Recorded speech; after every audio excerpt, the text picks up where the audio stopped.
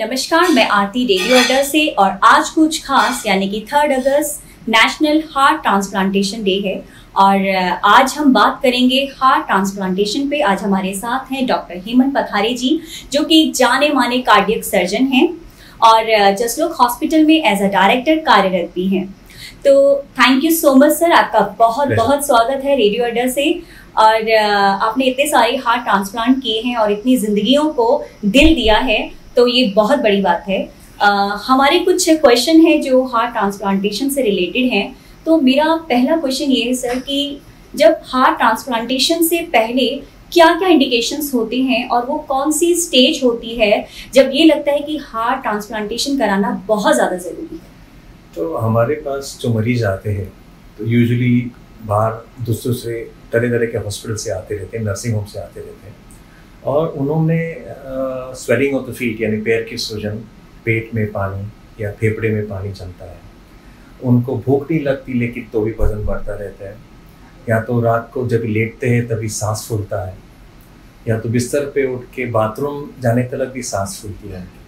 तो ये सब साइंस ऑफ हार्ट फेलियर है, यानी हृदय खराब होने की ये एग्जाम्पल्स है।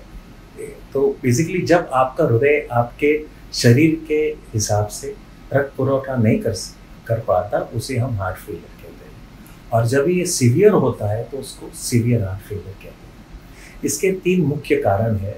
एक तो उच्च रक्तचाप यानी कि अनकंट्रोल्ड हाइपरटेंशन, दूसरा है अनकंट्रोल्ड डायबिटीज यानी मधुमेह, और तीसरा है हार्ट अटैक। जो हमारे नॉर्मल स्पंदन और अकुंचन जो होता है, जो 60% इजेक्शन फ्रैक्शन कहते हैं हार्ट का, जब भी हार्ट अटैक होता है वो अचानक 60% से 15%, 20% होता है, and that is not compatible with normal living. यानी कि ये सब फिर साइंस एंड सिम्टम्स आते हैं। इसके अलावा ऐसे भी मरीज रहते हैं जिनकी पहले 1 या 2 बार बाईपास सर्जरी हो चुकी हो, या तो 7, 8, 9 स्टेंट्स भी डाले हो, लेकिन तो भी उनके सीने में दर्द होता रहता है।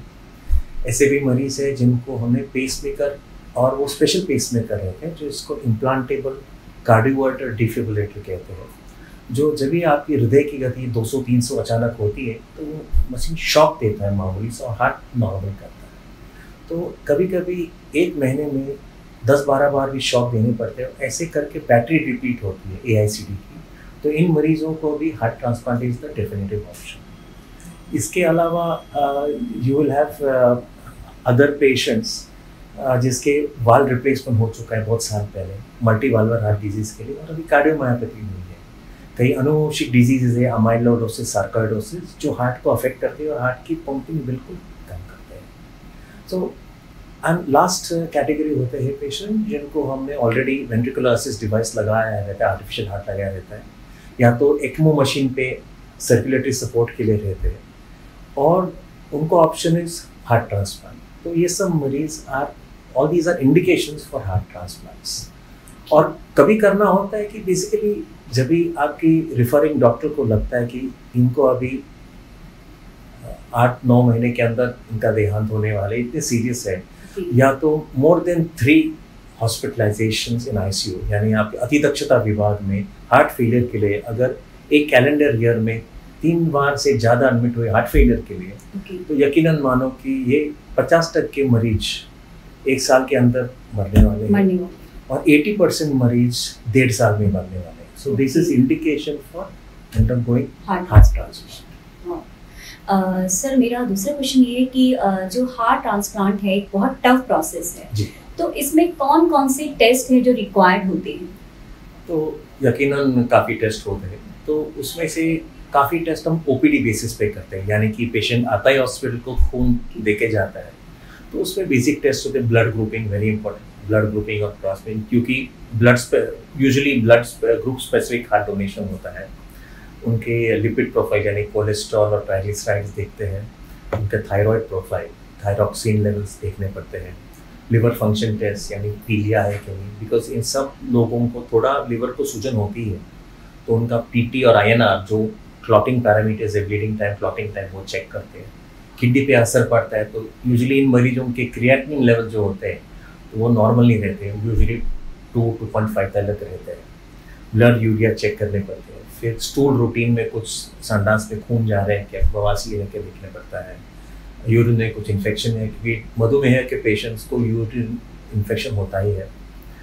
फिर सीरम आयरन स्टडीज, क्योंकि इनका आयरन लेवल्स बहुत कम होते हैं, क्योंकि ऑब्जॉर्प्शन खाना हजम नहीं होता उन्हें, और diabetes has to be under control. तो fasting sugar, post lunch sugar, फिर HbA1c यानी पहले इसके 3 महीने पहले शुगर का क्या एवरेज होगा वो सब हम रिड्यूस करते हैं। फिर एक ब्लड कल्चर करते हैं कि अननोन टू अस कुछ खून में ऑलरेडी कुछ इन्फेक्शन है क्या देखने के लिए। एक डेंटिस्ट को हमारे दिखाते हैं कि दांत में कुछ कीड़े हैं, वो भी साफ करना पड़ता है।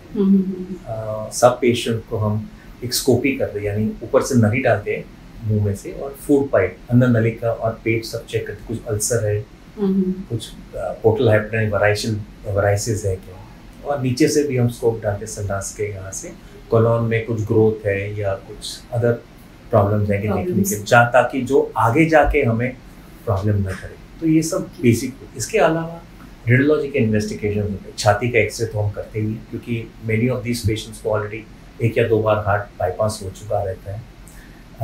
कैरोटिड यानी कैरोटिड आर्टरी का डॉपलर, क्योंकि स्ट्रोक होने का चांस होता है। फेफड़े का तपास होता है, उसको हम लंग फंक्शन टेस्ट कहते हैं। फिर एक फ्रेल्टी टेस्ट करके होते हैं कि मरीज को एक बार देख के हम पैरामीटर देखते हैं कि ये हार्ट का ऑपरेशन इसको सर्वाइव हो सकेगा कि नहीं, उसकी ताकत है कि नहीं, उसको फ्रेल्टी टेस्ट भी कहते हैं, कैपेबल है कि नहीं। फिर CT स्कैन, पेट स्कैन करते हैं ऊपर से नीचे पूरा बॉडी का, उसमें कहाँ भी कैंसर छुपा हुआ है कि देखने के लिए। कि जो दवाई हम देते हैं ऑपरेशन के बाद, उससे कैंसर सडनली स्प्रेड होता है, तो we have to make sure उससे कैंसर किधर भी नहीं है। और फिर सोनोग्राफी ऑफ एब्डोमेन, ये रूटीन होता है। और एक स्पेशल टेस्ट है जिसको हम राइट हार्ट कैथेटराइजेशन कहते हैं, जिससे हम फेफड़े के अंदर का प्रेशर देखते हैं। अगर फेफड़े के अंदर का प्रेशर बहुत ज़्यादा हाई है तो ये पेशेंट को हार्ट ट्रांसप्लांट टॉलरेट नहीं होगा, तो उसको फिर हार्ट और लंग जो हम करते हैं, हार्ट लंग ट्रांसप्लांट करते हैं, वो और भी बड़ा ऑपरेशन है। सो ये right heart catheterisation is very important test basically for us. और इसके अलावा कैंसर रूल आउट करने के लिए सर्टन ब्लड टेस्ट होते हैं, यानी कि लेडीज़ में मैमोग्राफी स्तन का चेक करते हैं, फिर पैप स्मीयर लेते हैं सर्विक्स का, फिर CA19-9, CA, ये सब रूटीन, और प्रोस्टेट मेल्स में प्रोस्टेट स्पेसिफिक एंटीजन देखते हैं। और last but not the least एक HLA टाइपिंग करते हैं, और एक पैरेलल रिएक्टिव एंटीबॉडी, ये बहुत स्पेशलाइज्ड टेस्ट है, ये सब एडमिशन के बाद होते हैं। So these are सारे टेस्ट, ये तो एवरेज टेस्ट है जो मुझे करना ही है, क्योंकि एक टेस्ट हमें बहुमूल्य, वेरी इंपॉर्टेंट फॉर अस, क्योंकि एक भी मिस होना नहीं चाहिए इसमें से। तो ये सब टेस्ट करने के लिए हमें एक आध हफ्ता तो जाता ही है। अच्छा सर, ये जैसे हार्ट ट्रांसप्लांट होता है तो इसके बाद पेशेंट को क्या क्या कॉम्प्लिकेशंस आ सकते हैं? जी, हर सर्जरी में कुछ ना कुछ कॉम्प्लिकेशन होता है, रूटीन भी तो हार्ट ट्रांसप्लांट सर्जरी। और इसके ऊपर हम जो दवाई मरीज को देते हैं, उससे हम उसकी इम्यूनिटी, खुद की जो इम्यूनिटी, उसको हम जीरो करवाते हैं थोड़े दिन के लिए। तो हम मोनोक्लोनल एंटीबॉडीज देते हैं, बेसिलिक्समैब फॉर एग्जांपल, हम स्टीरॉइड्स देते हैं।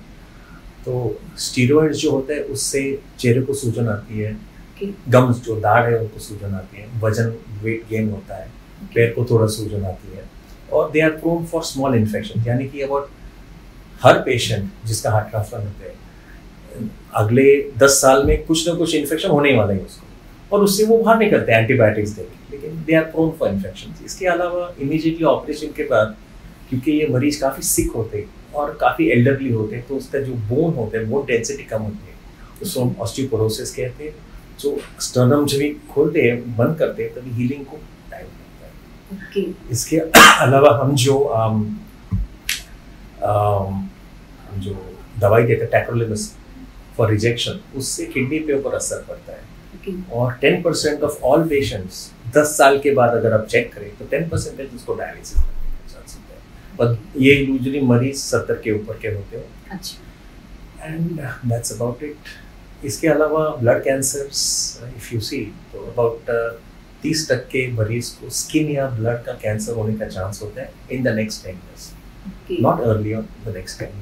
भी इसलिए सर्वेलेंस करना पड़ता है, बायोप्सी करनी पड़ती है हर 3 महीने में, they have to follow up with us, तो वी प्रिवेंट और you pick it up if it occurs. Transplant जब हो जाता है तो उसके बाद क्या क्या कॉम्प्लिकेशंस आते हैं?